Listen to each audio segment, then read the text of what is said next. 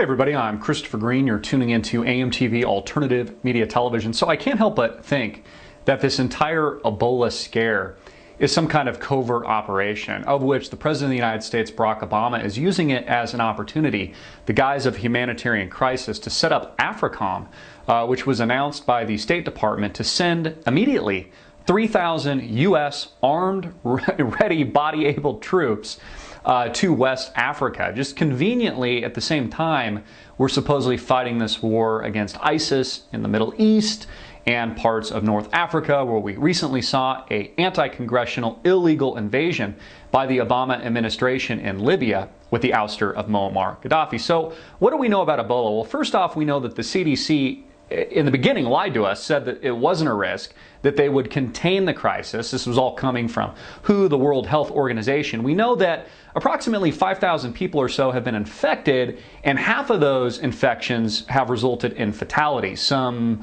odd 2,500, 2,600 people roughly now dead as a result of being infected by the disease. Now the CDC estimates that upwards to 500,000 people, yeah, that's right, they've gone from just a few thousand cases to estimating that in a worst case scenario, there could be up to 500,000 people infected by the disease. Now, most people are familiar with the, I guess, old-fashioned form of Ebola, the Zaire virus, the Zaire strain, which you can only get by human-to-human contact through touch, by exchanging the virus itself, by touching or maybe having sex or making out with somebody or exchanging bodily fluids. But what the CDC and WHO is worried about, but Obama would probably see as an opportunity in this part of the world, is the disease aggressively mutating into a much different, potentially airborne strain. Now, there have been studies by scientists around the world, namely in Canada, where they've actually seen instances of these mutated strains going airborne and in pigs and monkeys. So this has happened before, and of course, if humans are being infected at an alarming rate, and let's say we go from just a few thousand infections to 500,000 or potentially millions, think about that risk to the global population. Now, another very valid question that people need to ask is, why haven't we shut down air travel coming into the United States from sub-Saharan Africa? Places like Sierra Leone and Liberia, where Obama is setting up AFRICOM military command centers conveniently with perfect timing. At the same time, we're fighting ISIS, sending 3,000 troops in Monrovia, Liberia. You see, we have to ask these questions. Why isn't the CDC, WHO, and our terrorist watchdog groups, Homeland Security, these Orwellian organizations in the United States, shutting down air travel if the CDC is warning that up to 500,000 people could potentially be infected by the end of the year?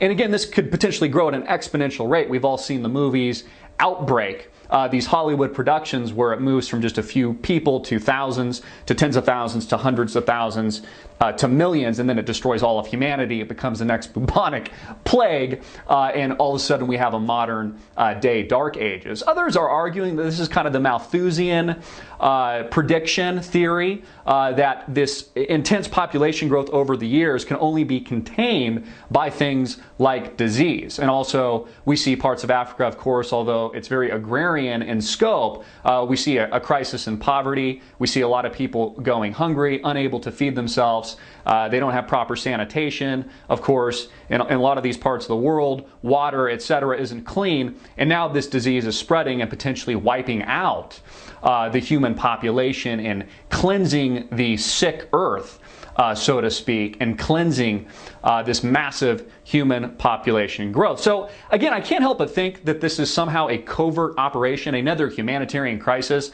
that the Obama administration is going to use as an opportunity, just like they've tried to sell the lie and the con job of the chemical sarin gas attacks in Syria not too long ago, so the United States they could generate public opinion to bomb the shit out of Bashar al-Assad in Syria and enter a new war. When that didn't work, and it turned out that independent investigators, the United Nations, and others pointed that it was actually the terrorist armed rebels on the ground that have been funded and armed by the United States.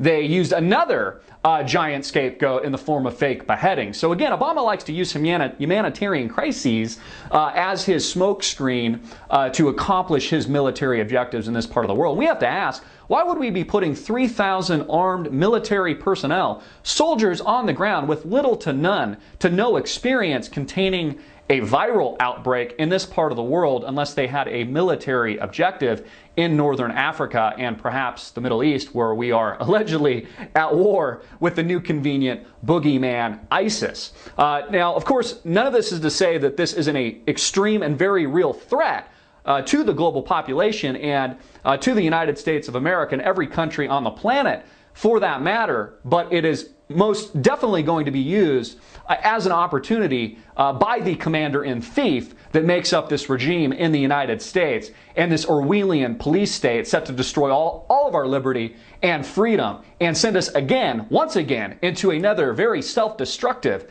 and costly war. I'm Christopher Green. Get this out everywhere. I'm curious to hear what you think. Put your comment, question in the description box below and click the link below to support our sponsor. Check out our sponsor, ProPureUSA.com. That's ProPureUSA.com, the leading innovator in water filtration systems. Get all of your water filters at ProPureUSA.com. Click the link below right now.